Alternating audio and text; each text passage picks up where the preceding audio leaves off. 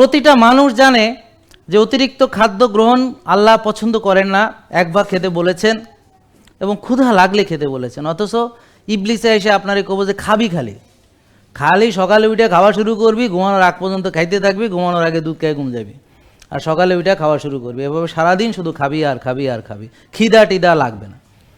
তাহলে দেখেন, আল্লাহ যে কাজ করতে নিষেধ করে ইবলিস সেটা করতে বলে। আল্লাহ যদি বলে যে ক্ষুধা লাগলে খাবা, ইবলিস কবে ক্ষুধা মুদার দরকার নেই, খালি খাবি আর খাবি।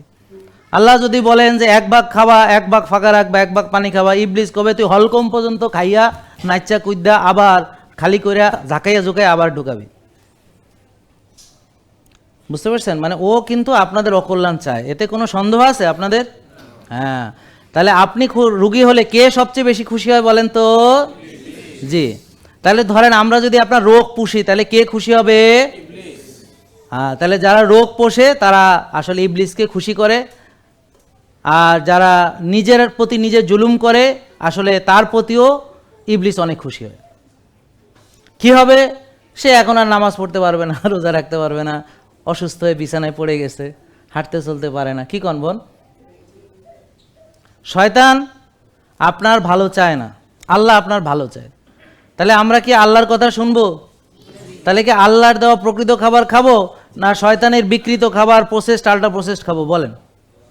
আল্লাহ যদি কল্যাণ মনে করতেন তাহলে এই খাবারই আল্লাহ পৃথিবীতে দিতেন, কিন্তু আল্লাহ দিয়েছেন একরকম, আমরা এখন সেটাকে বিকৃত করে, হাইব্রিড করে, জিএমও করে, কেমিক্যাল ফার্টিলাইজার পেস্টিসাইড দিয়ে ভেজাল করে, বুঝতে পারছেন, আমরা সেই খাবারগুলোকে বিকৃত করে পরিবেশন করছি।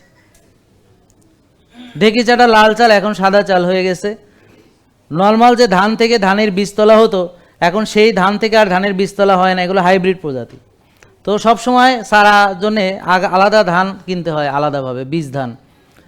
নিজের ফসল থেকে নিজে বীজ ধান করা এখন আর যায় না। তার মানে নপুংসক সব খাবার আমাদেরকে দেওয়া হচ্ছে।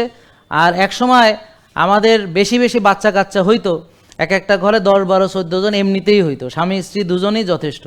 আর এখন স্বামী স্ত্রী ডাক্তার বৈদ্য সব মিলা বাংলাদেশ ইন্ডিয়া সব শেষ করেও একটা বাচ্চা পয়দা করতে পারে না।